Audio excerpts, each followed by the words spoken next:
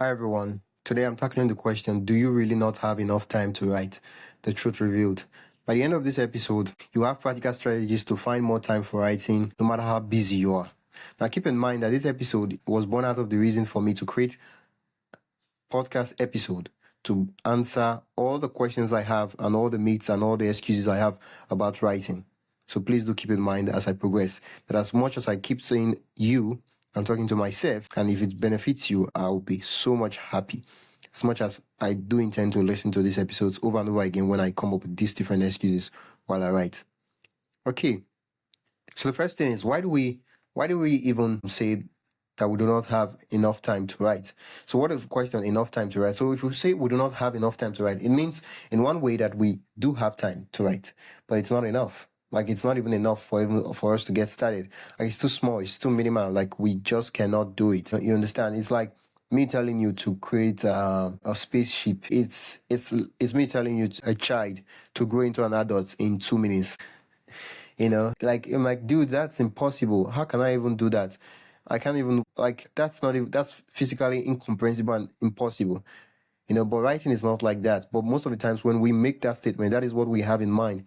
That is the question that is revolving through our mind. That is the picture that is revolving through our mind. That is the comparison that is moving through our mind. But that's not true. You see, Agatha Christie one time was asked, and one of the quotes she made mention of, and I'm paraphrasing here, is that washing dishes and doing a lot of tasks is the time she spends articulating her plot, doing all those other things about writing, and such that when she sits down, she already knows the story to write. So she's not like sitting down and saying, what do I write next? She sits down and she's writing the story on and on and on and on.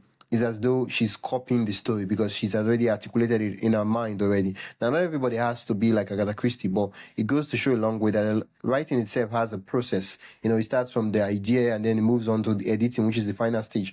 But it has a process, and most of those processes can be done in a way, can be overlapped and multitask over different tasks, such that we only need to do the major important tasks. So think of it, idea. What is idea? So you might say, I don't really have great ideas. Ideas are not really interesting for me. What if you kept an idea book, or you have a writer's notebook where you jot down ideas and you write down ideas, or you use software or like Notion where you trap down ideas every day and you spend less than 2 minutes to write and trap down ideas? What if you kept a journal of what happened to you in life? You're like, today I did this, today I did this, today I did this, and tomorrow I did this, such that over the time you have so much ideas and so much things that really happen you can write from. One of the things I've noticed about keeping the journal entry and trapping down ideas is that with trapping down ideas, let's say you keep a journal entry. Let's say you start keeping journal entry. Well, you notice that even though it's 2 line or 1 line, once you read that line, it triggers your memory and you see the whole picture. As long as you don't have memory issues, of course. Once you read the line, you're like, oh, on this day I did. You're like, dude, yeah, I totally remember that.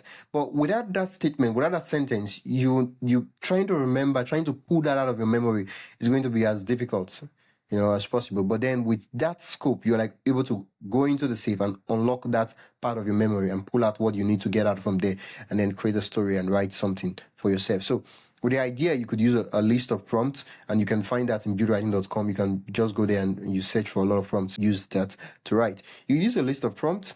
You could trap and gather ideas from your life, from what, because the thing is, once you start noticing ideas and start writing ideas down, you start seeing them more often, you start noticing them often. That the first 2 3 days you won't notice them, but over time you start seeing the ideas all around you, and you get good at trapping them. So, and then you realize that, okay, I have the editing stage. So with the editing stage, what you do is, like, when you're writing, you're not editing. You're writing, you're just writing. When it's time for editing, you edit, you work on those things, and you're like, wow, great, awesome. So instead of condensing, I have to ideate, I have to write, I have to edit and create a masterpiece all at once in one place. And then you're like, I have just 20 minutes. That's impossible to do. You spread it out, and now it's different. Now it's doable. Now it's easy to work on. Now it's something that you can manage, you can work on, you can do, and all those things. You get. So the question is, don't have enough time to write? I don't have enough time to write. So the question is, what is minimum for you to write? You can write in 5 minutes, you can write in 10 minutes, you can write in 15 minutes. Like, most of the times I've noticed that all my life I've been playing the zero sum game. So the game was simply this stupid mentality that is either I get all or nothing. And life doesn't really work that way. Sometimes you're like, okay, I don't have 3 hours or 4 hours or 5 hours to write like a full-time writer, so I'm not going to write. But you're like, you have 20 minutes to spare every day. What about that? You're like, no, no, no, no, no, no, no. Is it I get 5 hours or nothing? I'm like, dude, seriously? Are we going to play this game right now? No, but I do play the game, and I'm like, yeah, it's not like if I articulate it now, it sounds stupid, but that's what we feel like. What we feel like, you come back from the day, you're really tired. You can just rush in 10 to 15 minutes to do something, and you're like, not really. Let's forget about it. I don't have 3 hours. No, there's not really. It's not. It doesn't really matter. But when I go back and I read the works that I've written, out of the times when I'm like, let me just write this thing, and I'm asking myself that, dude, what would happen if you sat down, if you had the muse whispering to your ear, and you wrote something brilliant? What would it look like? Because I see the trash that I've written, and I see the gold in the trash, and I'm like, dude, seriously, seriously. Now, the first thing we need to know is that everyone has 24 hours in a day. So the question is, do I do not have enough time to write? I think before we even proceed, before you even say, let me see if I'm procrastinating, let me see if I'm just being lazy, let me see if that's really, really true. The first thing you need to do is a time audit. So what does time audit means? It simply means that within a couple of 3 to 4 days, the next 5 to 6, 7 days, I want you to audit what you spend your time on. The way you do financial audits, when you buy something, you write it down. I bought so and so for $50 or whatever amount of currency. Well, in our own case, it's hours. That's our currency, hours. Depend. Every currency has like a top amount and then broken amount. Like in dollars, for example, there's dollars, and then there's cents, and then there's which other category. There are different categories. There's the very big amount, and then there's small amounts, and there are different denominations for those amounts you get. So with the time audits, I don't like. Nobody's telling you that you should be motivated. Nobody's telling you that you should live a very good life right now. What we are saying is that with the life you've been living so far, what does it feel like? Audit it. So in the morning I woke up, I spent about 1 hour scrolling through TikTok and checking Instagram and all those stuff. You have a note. You could use pen and paper. You could use digital, whatever form. Just write it that, I spent 1 hour doing this stuff. I'm not talking about planning your day. I'm like the stuff that the way your day would normally work. How? Just audit it. You could do it hourly or every 30 minutes, such that you're like, okay, I will spend so and so time in transit, did this. Doing this while I was at workplace, I was doing a job. After the job, I had 1 hour break doing before within the job, 1 hour break. Okay, what kind of job I was doing? Nobody's judging you. We're being objective now. We're just writing down what you saw. It's more like it's like you are an accountant for yourself. You're just writing what happened. You're not like, oh, this one. No, you're not cutting out anything. You're not moving. Nobody's judging. Nobody writing any opinion or comment. Auditing. You're just writing. Okay, this happened. Did they spend money on this? Did they spend time on this? Write this. How much was spent? What was the time? It's very descriptive so that we know what it is. Even if someone else reads the record, okay, this is what they spent time on. This is what they spent time on. Oh, I watched so and so episode for 45 minutes. I did this. I did this. When you do this for 3 to 4, 5, 6, 7 days, you get a glance of what your day looks like, what you're spending time on. You're able to see things that are important, things that are not important, things you can cut off, things that you can let go of. So that you really see where your time is going, and if you are really, really, really, really, really busy. And of course, being busy means you have a lot of activities, and you could probably be watching different movies all day and be busy. Yeah, but what busy? We don't want to be busy. We want to make sure that we're spending our time on things that are really, really important to us. That's what we want to spend our time on. That's like things that are really important to us. Yeah, that's what we want to spend our time on. So we just don't want to be busy. Now, most of us, let's remove that mentality that writing requires large blocks of time. No, consistency matters more. Like, it's better to write a story over the course of 7 days than not to write a story at all. It's better. Yeah. Now, oftentimes I talked about time audits. The time we spend on low activities, we don't notice it. But when you do a time audit, you get to see where your time is going and what you're spending your time on. That way you can re-strategize, reprioritize, and know where and how you can use your time wisely. Okay, so I think one of the things that sucks our time most of the time is social media. Now, if you spend a lot of time on your phone, you can actually check your phone. There's a place where you can go. I think in Android they call it digital well-being. I don't know, in iPhone I don't know what they call it, but I use an Android. So there's a place where you can go. You can see how many hours you spend on your phone every day, what apps you're spending your time on. And it depends on the apps. You'll be able to know that, okay, if I'm seeing Instagram, I'm spending 3 hours on Instagram, and I don't have a business on Instagram, I don't have anything I'm working on or building on Instagram. I'm like, dude, seriously, that's a lot of time I could do, work on that. You get. So doing a time audit, you could also check your phone and see where your time is going. Check your, I don't know how you do it on laptop, but you just see where your time is going already and see what you need to cut off in order to put in writing and get to write consistently. So the question is, how do we overcome this obstacle? How do we find more time to write? So I just said it that we need to do a time audit. So that when we do a time audit, it's more like, okay, if you're having budget issues, first of all, you look at, okay, what are we spending the money on? The same way you talk about time audit. So once you realize what you're spending money on, like, okay, this thing, is it really important? No, let's cut it off. Is this really important? Nah, scrap it.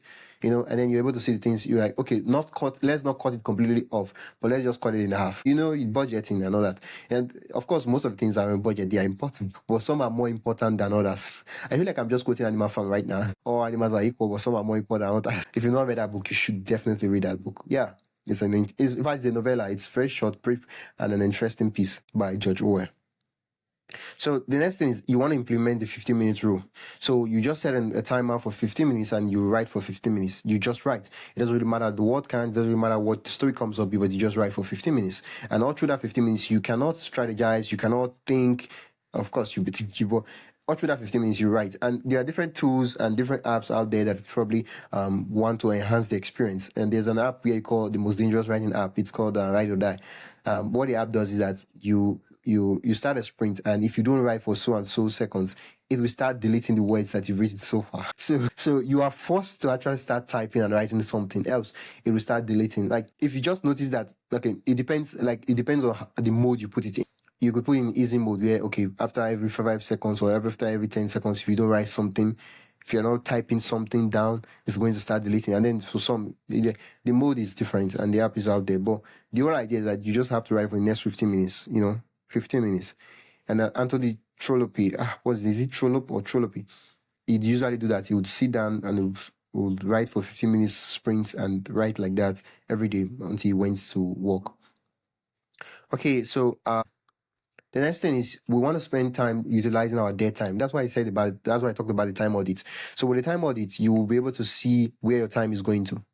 And that way you'll be able to see your dead time. So dead time at times where you are not actually doing something productive, but like for example, if you're in a bus or a train, it's not like you're doing something productive, but you have to be there in order to go to the next place where you would go and do something productive, where you would have to be wholeheartedly be there. But if you're in a bus, you can actually be in your phone and be. So these are daytime. These are times where you can trap your journal ideas. These are times where you can gather ideas, where you can do the plotting of your story. These are ideas, notice, just prepare stuff such that when you eventually spend time to write, you will have time to write. And so the next thing is, I think another advice is you want to wake up 30 minutes earlier than you usually wake. So if you wake up 5 o'clock to primarily you're a parent, you wake up 5 o'clock to get the kids ready and do all those other things. You want to wake up 4:30. And so that 30 minutes before the kids wake up, before anything starts happening, you use that 10 to 15 minutes to write. And then the other strategies could be you could stay up an extra 30 minutes before you go to bed. Now, it depends on what works for you. For most people, waking up very early, that's the problem. For others, after the day, they're really, really stressed that writing is not really something they want to do. Here with me, I have a quote from from Stephen King, and he says, "Amateurs sit and wait for inspiration. The rest of us just get up and go to work." And I feel that oftentimes the writing itself has been glorified in a way that we all feel that we need so much inspiration and to writing. And most times like don't do, and I say it's like I get inspiration. How did they even put it? There are different quotes out there, and one of them was like, when you sit down to write consistently every day to show up, what you will notice is that your brain will start to find ways to survive, in such that your brains will start to come up with ideas and stuff like that. And oftentimes when I sit down and I force myself to write, I later on, maybe 2 or 3 months, 1 month later, I go back to read what I wrote and I'm like, dude, you're the one that wrote that stuff. I thought it was garbage. I'm like, seriously? So yeah, you should try and work on something really, really, really, really beautiful and see where it goes. Until next time, I will see you in the next episode. My name is Oyemichino Akonama. You've been listening to the Build Writing Podcast.